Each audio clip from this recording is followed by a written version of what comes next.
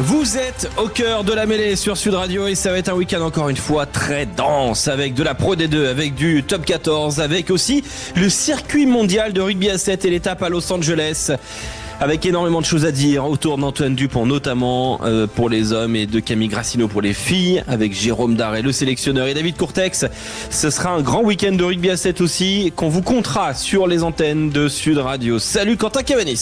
Bonjour Alexandre, bonjour à tous, ravi de vous retrouver pour ce week-end de rugby qui est peut-être un petit peu plus light que celui de la semaine dernière mais qui reste quand même assez chargé. À peine. À peine. Il manque le tournoi juste, finalement. Et puis vu qu'on s'y connaît pas trop en light, eh bien on va se diriger vers l'homme le plus light de toute l'équipe. Bonsoir Clément Combe. Bonsoir. Bonsoir Alexandre, bonsoir à toutes et à tous. Ce qui est factuellement vrai en plus. Bah oui, je l'ai en face de moi, je le vois, il est plus light, hein. Il est bien plus light que Antoine Mazer, bonsoir. Sympa. Il a rien demandé. Ça va vous? Bah attends, mais t'es talonneur ou t'es pas talonneur Antoine? Je veux dire, à un moment, il y a un statut, voilà, tu es croqueur d'essai, croqueur d'antenne. Voilà. En mode Seven. T'es talonneur à 7 ou talonneur à 15, Antoine Mazer? Ah bah là on est plus sur une transition. Là, sur une transition comme Antoine Dupont. Là on prépare, alors pas les JO 2024, ça va être un peu compliqué, mais peut-être ceux de Los Angeles, ça peut être sympa. D'ailleurs, ce sera le tournoi qui aura lieu ce week-end et j'ai peut-être préparé une transition pour 2028. Ouais, une transition, ouais. Ah, une transition. Très bien. On va transitionner avec Antoine Mazer. Si vous voulez avoir tous les secrets de la transition physique d'Antoine Mazer, 0826 300. Bah oui, pourquoi pas. On salue aussi Mathieu Dalzovo du côté de Montauban, parce que ce soir il y aura un très gros match, un match très important, un match qui sent un peu le soufre entre Montauban et Agen. Salut Mathieu. Oui, bonsoir Alex, bonsoir à toutes et à tous. Effectivement, un derby électrique ici à Sapiac. Alors plus de pression quand même sur les épaules montalbanaises. Alex, Montauban, c'est tout simplement la plus mauvaise équipe de Pro D2 en 2024. Une seule victoire sur les 9 derniers matchs. Donc c'est vrai qu'il y a beaucoup de pression autour du staff et de Pierre-Philippe Lafont. Il y a eu une défaite de trop la semaine dernière à Rouen qui a fait mal. Il y a eu des réunions entre staff. On en a parlé toute la semaine de ce match. Ah, énorme pression pour les Montalbanais puisque ils sont quand même actuellement 12e avec 39 points à égalité de points avec le SA15. Donc une défaite ce soir face à un adversaire agenais qui arrive en pleine confiance. C'est l'inverse en revanche dans les rangs agenais, les agenais qui peuvent en cas enfin de victoire peut-être à l'extérieur ce soir basculer du bon côté et surtout faire oublier leur seule défaite à domicile, c'était en décembre contre un certain Montauban et Jérôme Bosviel. Merci beaucoup Mathieu, coup d'envoi à 19h30 au cœur du multiplex, à tout à l'heure du côté de Sapiac. Et puis on salue le plus grand, le plus svelte et en même temps le plus musclé, le plus sétiste de nous tous, et alors là c'est à n'en pas douter. Bonsoir Philippe Spanghero, comment ça va Philippe? Salut messieurs, comment ça va? Bah ça va très bien, on va parler de... J'ai eu des frissons sur la présentation, pour le coup c'est factuellement vrai, je veux dire, moi je suis journaliste, ça lui a fait mal de te faire des compliments, sache-le, mais bon. Ouais, mais à un moment, je suis obligé de me raccrocher au fait. J'ai une carte de presse dans la balance quand même, Philippe. Donc bon. Ouais. Écoutez, merci. Mais bon, ça peut aussi arriver d'être sympathique avec Philippe Spanghero, vous savez. D'ailleurs, avec Philippe, on va évoquer beaucoup de sujets ce soir, notamment la nationale. Est-ce un championnat en échec? On en parlera à 20h15 et puis dans quelques instants, on va parler des news et notamment du Biarritz Olympique. Tiens, les news. Quentin Cavani, justement, on revient sur tout ce qui s'est passé cette semaine. Vers un changement de visage pour le 15 de France, c'est la question qu'on peut se poser. En tout cas, on connaît désormais la liste des 34 joueurs retenus pour préparer la rencontre face au Pays de Galles par Fabien Galtier et son staff, avec notamment des retours, celui de Flamand et de Méafou, ainsi que celui d'Astoy. Et puis il y a Pierre-Louis Barassi qui sera également dans le groupe, avec notamment la suspension pour 5 semaines de Jonathan Dantier. Alors voici la liste des 34 joueurs retenus par le 15 de France. En pilier, on va retrouver Cyril Bail, Sébastien Taoufé-Fenua, Dani Priso, Dorian Aldeguerri, Uni Antonio et Georges-Henri Colombe. Talonneur, Marchand, Movaca, Lamotte. Deuxième ligne, Méafou, Flamand, Woki, Tuilagi, Taoufé-Fenua. Troisième ligne, Cross, Boudéan, Olivon, Roumat, Esteban Abadi et Grégory Aldrit de retour et qui récupère le brassard de capitaine. À la mêlée, on va retrouver Lucu et le Garec. Demi d'ouverture, Astoy qui arrive donc pour pallier la blessure de Jalibert sur 5 à 6 semaines. Visiblement, il est touché, le numéro 10 bordelais. Et Antoine Gibert sera également de la partie. Au centre, on va retrouver Ficou, De Porter, Moefana, Gaëton et Barassi. À l'aile, Penaud, Biel Biarré et Mathis Lebel. Et puis à l'arrière, Léo Barré, Thomas Ramos. Une news en concernant le Biarritz Olympique. Donc Jean-Baptiste Aldiger et Louis-Vincent Gave vers un départ rapide de Biarritz. C'est Sud-Ouest qui l'a annoncé mercredi. Le président et l'actionnaire majoritaire du club se dirigent vers un départ à très court terme. Il serait même prêt à céder le club en difficulté en Pro D2 pour 1 euro symbolique. On va parler de bonnes nouvelles puisque le deuxième tournoi de rugby à 7 pour Antoine Dupont va démarrer ce week-end. Après une 3e place à Vancouver, place à Los Angeles ce week-end. Et pour ce tournoi, les Français ont une poule abordable sur le papier. Les Bleus vont affronter demain le Canada, ce sera à 4h16 du matin. La Grande-Bretagne ensuite à 18h52 et le choc face aux Fidji, ce sera à 23h22 pour sûrement désigner qui aura la tête de ce groupe. Pour les filles, il y aura France-Japon samedi, l'Irlande et l'Australie. Voilà pour le rugby à 7. On va revenir vers le top 14 avec une mauvaise nouvelle pour le Stade Toulousain. La très probable fin de saison annoncée pour Alban Placine qui souffre d'une rupture du ligament latéral interne du genou. En revanche, il y a énormément de prolongations de contrats, Alexandre, en top 14. Il y a 7 joueurs qui ont été prolongés à La Rochelle, dont certains jusqu'en 2029. L'intégralité du staff de la section paloise a été prolongée. Paul Coste, lui, prolonge du côté de Toulouse. Nakarawa a prolongé à Castres et bien d'autres prolongations à venir. Donc voilà, la saison des prolongations, Alexandre, est bien lancée. Et puis, il y a une journée qui a été bien lancée hier. C'est la 22e journée de Pro D2 avec Béziers qui a corrigé Brive 34-15 pour retrouver la première place du championnat. Dans cette soirée, il y aura un regret seulement finalement pour cette équipe de Béziers. C'est le bonus offensif qui a été perdu à la 83e minute dans cette partie. Et justement, tiens, tu parles de prolongation. Une information importante, celle du Biarritz Olympique. On va prolonger justement la question là-dessus dans un instant avec Félix Panguero, notre consultant, parce qu'on parle d'un euro symbolique, mais derrière le symbole, qu'est-ce qu'il y a ? Des millions, probablement, à payer. On y revient dans un instant sur Sud Radio. Sud Radio, au cœur de la mêlée, Alexandre Priam. Vous êtes au cœur de la mêlée, au cœur d'une très belle soirée de Pro D2 avec du 15 de France évidemment au programme. Le match entre Aurillac et Nevers a commencé. Antoine Mazer, petit point score du côté de Jean-Alric. Toujours 0-0 Alexandre, après 12 minutes de jeu.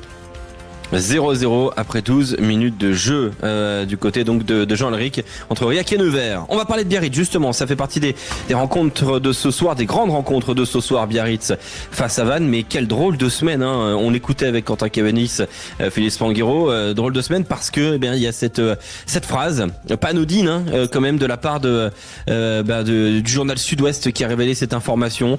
Le président du Biarritz Olympique, Jean-Baptiste Aldiger, le propriétaire Louis-Vincent Gave sont prêts à céder avec effet immédiat le club, 15e de Pro D2, pour 1 euro symbolique. Mais c'est pas 1 euro symbolique. Enfin si, le symbole. Mais la facture, c'est pas ça, Philippe Panguero. Alors d'abord, cette information, visiblement, elle est quand même assez sérieuse. On sent que la famille tout le monde est arrivée un peu au bout de l'histoire. Il y a tellement eu d'épisodes finalement depuis leur arrivée au Biarritz Olympique, on ne sait même plus faire la liste de tous les épisodes qu'il y a eu extra-sportifs malheureusement, mais en tous les cas là a priori c'est le moment et ils ont vraiment envie de quitter le club. Alors en effet l'information de l'euro symbolique elle est à prendre avec des pincettes parce que en effet le rachat des parts de la société sportive qui est propriétaire du BO peut se faire à l'euro symbolique. Par contre, il y a forcément une reprise de dette. Alors, il faut savoir qu'en France, on est très protégé par la DNACG et qu'on ne peut pas commencer une saison sportive en ayant du risque financier et des dettes antérieures. Donc, on est forcément obligé d'avoir une bonne gestion et de ne pas cumuler les dettes. Donc, si le BO est reparti cette année avec la validation de la DNACG, c'est qu'il n'y avait pas de dette antérieure. Donc là, aujourd'hui, on ne parle que éventuellement des pertes de l'année. On sait que grosso modo, et Louis-Vincent Gave l'a dit souvent, ça lui avait coûté plus de 10 millions d'euros pour l'instant depuis qu'il est arrivé au BO. Donc autour d'1,5 million par saison, on peut imaginer. On peut imaginer 1,5 million, 2 millions par saison à l'échelle d'un club comme le BO. Donc ça voudrait dire qu'un repreneur potentiel qui arrive demain, il rachète en effet les parts pour l'euro symbolique, mais il s'engage à prendre le passif en cours de la saison qui peut être évalué à 1,5 million, 2 millions. Là, je parle sans savoir.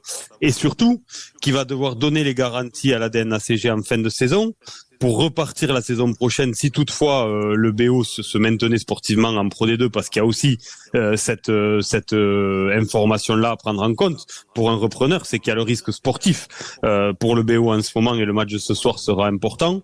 Donc grosso modo, c'est l'euro symbolique, si vous voulez, d'un point de vue juridique et administratif, mais dans les faits, le repreneur, il serait pour 3, 4, peut-être 5 millions d'euros d'engagement financier.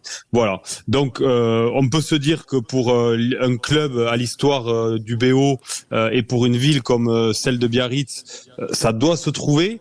Mais par contre, en effet, Maïdor Arostegui, Madame la maire a dit si cette situation se confirme, la ville ne laisserait pas tomber son club et ferait tout pour le sauver, a-t-elle indiqué, notamment au journal L'Équipe. Non, mais je peux pas croire un seul instant. Je connais quand même assez bien l'environnement économique pour savoir que des gens, et ils sont assez nombreux, seraient prêts à investir au Biarritz Olympique à ces montants-là. Mais seulement, au-delà de la partie financière, il y a beaucoup de gens sérieux qui ont besoin de discussions apaisées. Et c'est vrai que dès qu'on parle du Biarritz Olympique, il y a tout de suite de l'huile sur le feu. Et c'est pas T'as dit apaisé, je vois pas comment ça. Je veux dire, le Biarritz Olympique est apaisé, c'est rare. Hein. C'est vrai que c'est compliqué, mais on a vu les discussions qui avaient capoté l'année dernière avec le repreneur potentiel Romain Détré. Alors on ne saura jamais si ça a capoté parce qu'ils sont pas tombés d'accord sur les détails financiers, ou si c'est lié aussi à tout l'environnement et toute cette pression médiatique dès qu'on parle du BO. En tous les cas, je doute pas que la mairie laissera pas tomber son club, mais voilà pour l'explication. L'euro symbolique, en effet, c'est pour la forme, mais l'engagement sera forcément de quelques millions. On va parler maintenant du 15 de France. Merci beaucoup Philippe Spanghero, reste avec nous. Le 15 de France doit-il commencer à élaborer son jeu, construire via la possession? Est-ce que c'est ce qui est en train de se passer? On va se poser la question, on accueille Julien Malzieu. Bonsoir Julien. Bonsoir. Merci beaucoup d'être avec nous sur Sud Radio. International à 7, international à 15, Julien Malzieu. Très, très grande carrière du côté de Clermont et de Montpellier. On est vraiment très heureux d'être avec toi. Julien, on est avec Philippe Spanghero, avec vous, auditeur au 0826 300 300. Alors, pourquoi je vous pose cette question-là ce soir? Le 15 de France doit-il commencer à élaborer son jeu, construire via la possession? Pourquoi? Parce que, vous l'avez vu, à n'en pas douter, l'Italie, face à l'Italie, les Bleus ont essayé de construire du jeu, à donner du rythme, mais c'était rapidement le chaos dans la première période, notamment suite au temps de jeu. Dès qu'il y avait 5-6 temps de jeu, c'était très compliqué. Et puis il y a eu aussi la blessure donc de Mathieu Jalibert, qui avons-nous appelé eh bien pas grand monde au final à l'arrière. Notamment, on aurait pu imaginer que Ramos basculerait peut-être en 10 et Jaminet à l'arrière pour continuer de travailler sur cette dépossession-là, sur ce jeu au pied long. Non, Jaminet reste en club au RCT. Est-ce qu'on peut du coup imaginer que l'équipe de France est en train d'opérer un changement de la dépossession vers la possession? Julien Malzieu. Ça c'est une très bonne question. Après, moi je suis pas avec eux au quotidien et je suis pas dans la tête du staff pour vraiment savoir ce qu'ils comptent mettre en place, mais c'est sûr que ce que tu évoquais avec Thomas Ramos en 10 et Jaminet en 15, ça permettait d'avoir deux très longs jeux au pied. Après, est-ce que oui, ils veulent peut-être remettre un peu plus la main sur le ballon et peut-être un peu plus mettre des temps de jeu et mettre en mal les adversaires. Ça, après, j'en sais rien. On verra bien sur ce que ça va donner sur les 2 derniers matchs qui restent. Mais ce qui est sûr, c'est que depuis cette fin de Coupe du Monde, c'est vrai que moi, en tout cas, je regarde ça de très loin, mais j'ai du mal à retrouver le 15 de France comme j'ai pu le voir pendant cette Coupe du Monde ou avant cette Coupe du Monde, avec vraiment un jeu vraiment maîtrisé, avec une sérénité vraiment déconcertante par rapport à n'importe quel adversaire que ce soit. Et c'est vrai qu'aujourd'hui, ouais, on les sent plutôt fébriles, on les sent un peu sans solution sur le terrain. On a l'impression que après, on va toujours parler de ce fameux quart de finale, ce fameux cauchemar qui va rester dans les têtes. Tout le monde apparemment dit que c'est évacué, mais je sais pas si c'est la cause de tout, mais en tout cas, ce qui est sûr, c'est qu'aujourd'hui, ouais, on les sent. Moi, je les sens en tout cas de derrière mon écran, un peu moins serein et à la recherche de solutions. Et aujourd'hui, malheureusement, quand on voit que la charnière titulaire, que ce soit Dupont ou Ntamak, est absente, même si on peut pas reposer uniquement le 15 de France sur 2 joueurs, mais on voit que quand ces 2 joueurs sont pas là, et ben on a du mal à lancer le jeu et à se trouver sur le terrain. Donc moi je suis persuadé qu'on peut y arriver aussi avec d'autres joueurs qui ont énormément de talent et c'est vrai est-ce que ceux qui ont leur chance à ce moment-là, ils la saisissent pas et jouent avec une pression particulière. Tout le monde a parlé sur Maxime Lucu et quand on voit les matchs qu'il fait avec Bordeaux où il est étincelant, où bien sûr, on voit qu'il est en pleine possession de ses moyens et que là, malheureusement pour lui, il passe un peu à côté. Puis tout le monde lui tombe dessus, il se fait critiquer de partout. C'est dommage de voir ça parce que lui, du coup, ça ne met pas en confiance. Et puis, mais bien sûr, ils ont du mal, quoi. Et c'est vrai qu'on a vu l'équipe de France miser d'abord sur la destruction de la possession adverse pour ensuite se profiter de ces ballons perdus, ces ballons de turnover pour marquer. On a vu ça pendant des années, donc sous Fabien Galtier, Philippe Spanghero, ça a fonctionné. Sauf qu'en face, ça s'est adapté. Puis il y a eu des changements de règles aussi. C'est plus difficile de gratter les ballons. Les Bleus ont eu beaucoup de mal à se faire à ça. Et du coup, à un moment, on a entendu la repossession après la dépossession. On a entendu la repossession. Et du coup, on ne sait plus trop où on en est. Est-ce qu'il faut souhaiter plus de possession pour les Bleus? Parce que je me rappelle de ce que tu nous disais la semaine dernière face à l'Italie. Tu nous as dit, dès qu'il y a 5 temps de jeu, les Bleus sont perdus. Est-ce qu'il faut retravailler cet aspect-là du jeu, Philippe? C'est une nécessité absolue pour moi, parce que peu importe dans quel schéma tu te trouves, il faut des repères collectifs beaucoup plus forts que ceux qu'on a en ce moment. Pour ce jeu de dépossession, on n'a plus les arguments pour le porter en ce moment. On a eu un échange hyper intéressant avec Yannick Nianga il y a quelques jours, qui est très branché data, et qui nous disait que, en fait, on se rendait pas compte d'à quel point l'efficacité, la longueur du jeu au pied, notamment d'un Antoine Dupont, te faisait gagner les ping-pong rugby et très vite t'amener à des situations favorables. Et on n'avait jamais les situations qu'on a pu voir contre l'Écosse avec ce ping-pong rugby pendant plusieurs minutes où personne ne gagne le match. Ces matchs-là, dans les échanges de jeu au pied, on les gagnait avec Antoine Dupont et Romain Tamac. Et deuxièmement, quand tu fais le jeu de la dépossession, il y a deux sujets sur lesquels il faut être très fort. C'est la défense et le contest sur les rucks. Et ça, on l'a perdu aussi. On est beaucoup moins fort sur les zones de ruck dans la contestation et au grattage, et on est beaucoup plus fébrile défensivement. Donc, partant de ce postulat-là et de cette analyse-là, tu peux plus jouer ce jeu de dépossession. Et donc, forcément, il faut se poser la question de revenir à d'autres schémas avec les joueurs que tu as en ce moment pour pouvoir répondre à de nouvelles attentes, mais ça me paraît sain là de changer son fusil d'épaule. Et justement, est-ce que c'est un indice ou est-ce que je me leurre quand je vois que donc Jalibert est blessé, donc il ne peut pas postuler pour le déplacement à Cardiff. On imagine donc Ramos glisser en 10 et on s'imagine donc un arrière appelé et Jaminet en l'occurrence. Mais à la place de ça, on appelle Astoy qui est un 10, donc probablement maintenir Ramos à l'arrière. Est-ce que ça, on peut imaginer comme un choix du jeu? Est-ce qu'on a l'impression que moi pour le coup j'ai été surpris. Tiens, je vais poser la question à Corentin. Bonsoir Corentin, auditeur Sud Radio. Merci de nous appeler. Bonsoir à vous. Bonsoir. Vous nous appelez d'où, Corentin? De Mourinx, la petite commune de Mourinx. De Mourinx. Ah bah très bien, on connaît. Mourinx, du coup donc pour toi Corentin. Content de l'arrivée d'Astoy. Content de l'arrivée d'Astoy, du coup, c'est ça que j'allais dire. Dans les Pyrénées-Atlantiques, t'es content qu'Astoy soit appelé. Mais qu'est-ce que tu imagines? Est-ce que tu veux voir l'équipe de France plus jouer au rugby, Corentin? Ouais, et en fait, ce que les intervenants ont dit juste avant, c'est totalement vrai, c'est ça. En fait, on a l'impression que dès qu'ils dépassent les 5 phases de jeu, on a l'impression qu'ils ont la main qui tremble et qu'ils n'arrivent pas à développer leur rugby avec panache. Quand on voit le jeu au pied ou les passes. Par exemple, sur Penaud, là, contre l'Italie, le ballon part directement en touche. Juste pendant la Coupe du Monde, avec Antoine Dupont ou Romain Tamac, il y avait des passes au pied ou des passes longues, on voit que ça tombait dans les bras. Et là, j'ai l'impression, je sais pas, ils ont les mains qui tremblent, ils n'arrivent pas à développer. Maintenant, la faute tout sur le cul ou sur Jalibert, je pense que c'est pas une bonne idée. Je pense que il faut leur laisser le temps. Le problème, c'est que c'est une équipe nationale et nous, téléspectateurs, on attend de voir du beau jeu, une équipe nationale qui est performante. Et c'est pas comme en club. Donc, je pense qu'il faut un peu calmer les critiques sur le cul. J'allais dire, malheureusement, il est blessé. Mais Astoy, moi, je pense que son passage a été trop court et faut lui laisser la chance. Vraiment, faut vraiment lui laisser la chance. Et l'arrière, laisser Ramos à l'arrière, c'est une valeur sûre. Franchement, non, je pense que c'est une valeur sûre, Ramos à l'arrière. Et à ça, j'attends de voir sur le prochain match. Ouais. Et a priori, c'est deux joueurs qui aiment le ballon, qui aiment jouer. Julien Malzieu, je reviens sur ce que tu disais tout à l'heure. Julien, tu évoquais que il y avait peut-être encore les stigmates de la Coupe du Monde. Mais alors du coup, s'il y a des stigmates, il y a forcément peut-être une perte de confiance.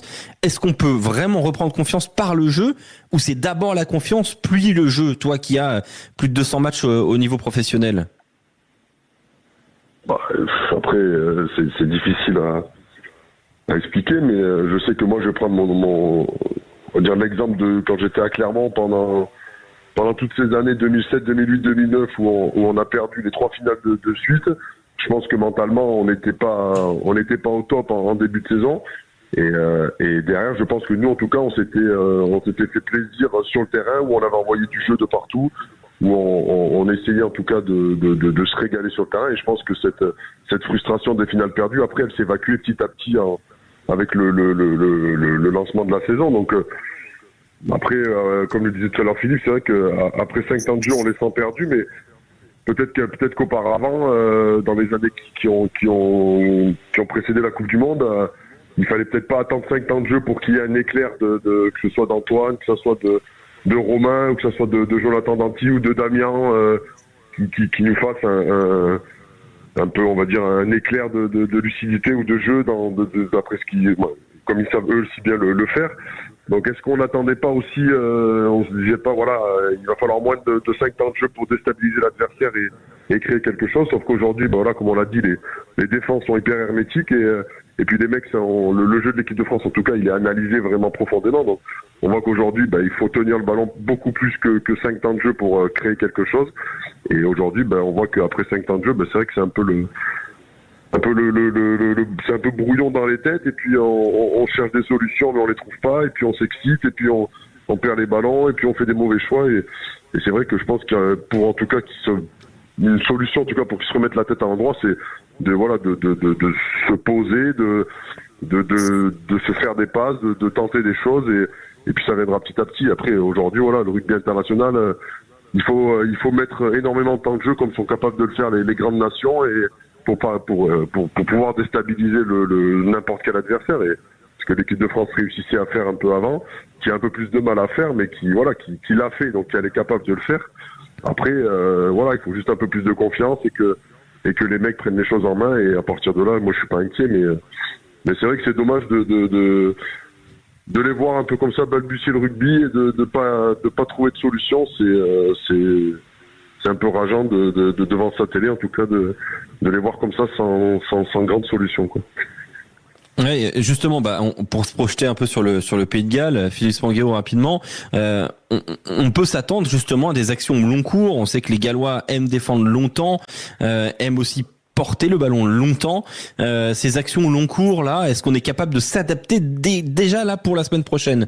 Est-ce que tu penses qu'on peut déjà en 2 semaines, là, même pas en 7-8 jours, construire des choses? Ça passe aussi par l'acceptation de Fabien Galtier de changer ses idées. C'est déjà ce serait déjà un premier pas. Ça, on sent que c'est en cours quelque part par rapport à ce qu'on a dit juste avant. Donc, les joueurs qui vont être alignés sur le terrain, ils en ont la capacité tous. Il y a pas grand chose à jeter collectivement. Ce qui nous frustre, c'est de savoir de quoi sont capables ces joueurs-là, et de les voir comme ça inhibés complètement. Donc, en tous les cas, la vérité, c'est que le retour de la confiance, ça passera par cette capacité à tenir le ballon, à se sentir solidaire, à se sentir bien en place sur le terrain, et à enchaîner les temps de jeu pour déstabiliser les défenses. Et contre les Gallois, on aura besoin de ça, c'est sûr. Un dernier mot avec toi, Julien. Tu as porté fièrement et avec brio les couleurs de Clermont. La semaine a été difficile du côté de l'ASM, avec des joueurs insultés. On pense notamment à Liveri Raka qui a été insulté par des supporters. Est-ce que ça t'a peiné de voir cette actualité un peu difficile cette semaine du côté de l'ASM? Ça, de toute façon, c'est le côté néfaste, on va dire, des réseaux sociaux. C'est vrai que à mon époque, les réseaux sociaux n'étaient pas développés comme ça l'est aujourd'hui. Donc c'est vrai que aujourd'hui, malheureusement, c'est tellement facile derrière un écran de balancer tout et n'importe quoi. Et ouais, j'ai vu que c'était tombé sur deux mecs de Clermont, que ce soit Raka ou le talonneur, je sais plus trop son nom, mais j'ai vu que c'était tombé sur eux. Après, moi, j'ai pas suivi le match. Colby Fainga. J'étais à l'étranger, donc j'ai pas suivi le match. J'ai vu ça de loin sur les réseaux, et j'ai vu que ça avait peiné pas mal de supporters clermontois, et c'est vrai qu'aujourd'hui c'est malheureux de voir ça, mais voilà, ça fait partie entre guillemets du jeu, et on sait que voilà, en étant rugbyman professionnel, et on est plus médiatisé que monsieur tout le monde, et quand ça brille, on est les plus forts, on est les plus beaux, tout le monde nous adore, et puis le jour où ça va un peu moins bien, où on fait des erreurs, où on met en difficulté l'équipe, où on crée on va dire une action négative qui permet pas à l'équipe de gagner ou autre chose, on sait qu'on va être amené à subir beaucoup de critiques, voire des insultes, voire beaucoup plus des choses beaucoup plus graves. Donc malheureusement, j'ai envie de dire, voilà, ça fait partie du truc. Donc je pense que les joueurs, ils ont pris ça pas à la légère, parce que ça peut les toucher, mais je pense que voilà, ils savent que ça fait partie du job, et que voilà, si demain ou si ce week-end les deux font un super match, ils savent très bien que derrière, les mecs, ceux qui les ont insultés sont capables derrière de dire vous êtes les plus beaux, les plus forts, merci, c'est grâce à vous. Donc j'ai envie de dire, moi, c'est ce genre de choses-là, en tout cas à l'époque, même si c'est vrai que c'était pas développé comme aujourd'hui. Moi, je prenais ça, j'y faisais vraiment pas attention, parce que les mecs généralement qui critiquent, ils ont jamais mis le pied sur un terrain de rugby, ils ont jamais touché un ballon de rugby, donc c'est tellement facile de critiquer derrière sa télé ou derrière son ordinateur, que je pense qu'en tout cas ça a pas dû les toucher plus. En tout cas, j'espère que ça les a pas touchés plus que ça, et qu'ils se disent qu'il y a des choses beaucoup plus importantes dans la vie, et qu'il faut pas s'arrêter à des commentaires comme ça puérils de la part de pseudo, en tout cas supporters, parce que je reste persuadé que c'est pas que les mecs qui s'amusent à faire ça, soit c'est des supporters mais d'une autre équipe, mais voilà, après moi je suis pas inquiet en tout cas par rapport à ça, parce que des dérives comme ça il y en a eu, et il y en aura toujours malheureusement. Donc, ça fait partie du job, on va dire. Merci beaucoup Julien Malzieu d'avoir été avec nous sur Sud Radio. Toujours un plaisir de t'avoir sur notre antenne pour parler de rugby. Merci beaucoup à Corentin de Mourinx de nous avoir appelé et d'aller aussi vers cette idée-là du jeu. Merci Philippe, on te retrouve tout à l'heure, Philippe Spanghero, pour parler de la nationale. Une utopie qui tue les clubs. On se posera la question tout à l'heure à 20h15 dans la chronique En avant l'écho. Dans un instant, le multiplex Pro D2 en intégralité. À tout de suite.